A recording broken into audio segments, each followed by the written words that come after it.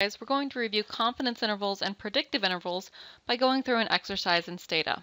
The example that we're going to be using is the same as the previous module. We're going to consider the Framingham cohort as the population that we're going to try to make inference from, and we're going to sample from that cohort and try to draw inference about BMI at baseline in the Framingham cohort. Throughout this module, I'm going to make the assumption that X is normally distributed with mean mu and sigma squared, where X is BMI at baseline in the Framingham cohort. So we're going to construct three different intervals to make sure that we have a firm understanding of the difference. First, we're going to construct a 95 predictive interval for X. So if I randomly sampled from the Framingham cohort and I drew one observation X, I'm constructing an interval in which we would expect X to be in that interval 95% of the time. The next interval we're going to construct is a 95% predictive interval for the sample mean. So in this exercise, what we would do is we would take a sample from the Framingham cohort of size 100. We would estimate the sample mean, and then we can construct, as long as we know the true distribution of X, we can construct this 95% predictive interval that tells us that X bar, the sample mean, will lie in this interval about 95% of the time. So these first two are really rather an unrealistic scenario in practice because they require that we know the distribution of X. What happens more frequently in practice is that we actually observe a sample of, say, size 100. And then from that sample, we can estimate X bar, the sample mean, and then we can construct a 95% confidence interval for mu.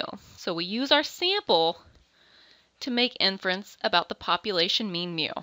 Now open up STATA and we're going to go through constructing these intervals together. Recall that I'm assuming that X is normally distributed with mean mu and variance sigma squared. The first thing I need to do is figure out what mu and sigma squared are in this population. In order to do that, I summarize BMI1, which is BMI at baseline in the Framingham cohort.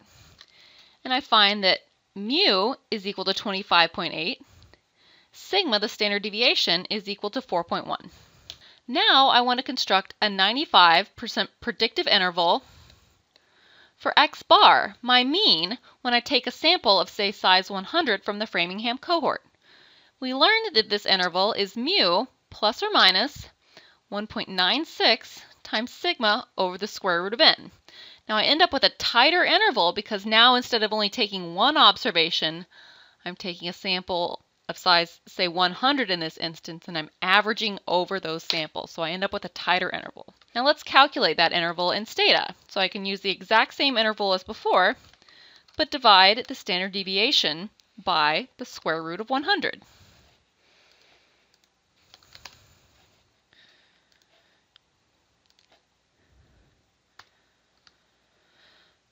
And in doing so, I now obtain a 95% predictive interval for X bar. And I find that that interval is 25.0 to 26.7. And what I can do that with that interval, I could say is if I took a sample of size 100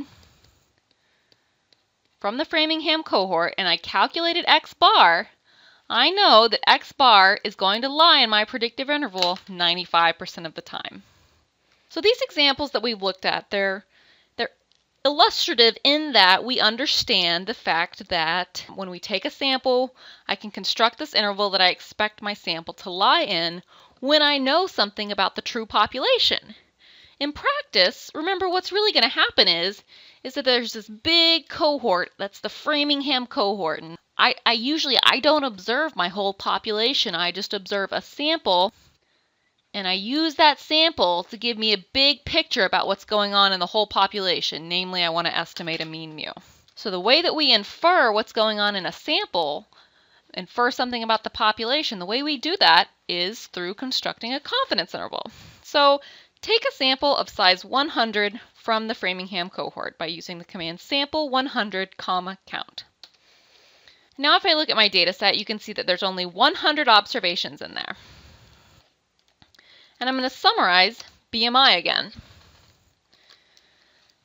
And now, instead of knowing things about the whole population, the whole Framingham cohort, now all I know is I have my sample mean and I have my estimated sample standard deviation. But for this example, I'm not going to use this. I'm going to assume that for some reason I knew sigma. the standard deviation of BMI in the population at baseline, somehow I knew that that was 4.1. So we're going to make the assumption that sigma is known. All right, and making that assumption, we're then going to construct a 95% confidence interval for the mean mu.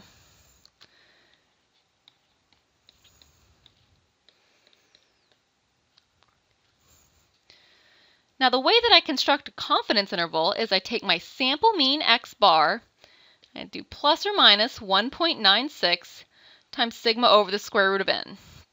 So the difference between a predictive interval for x bar and a 95% confidence interval for mu is what goes here. I no longer know mu because I don't observe the whole population, so I infer about mu by using x bar. So let's go ahead and calculate our confidence interval.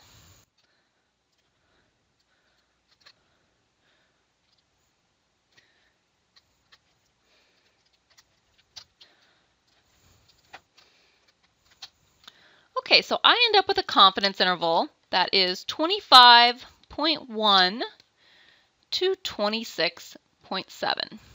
Now, the interesting thing about confidence intervals is we've taken a random sample from the Framingham cohort, so there's a really good chance that your sample is not the same sample as mine. That's actually probably true for everyone out there. So we've all taken different samples.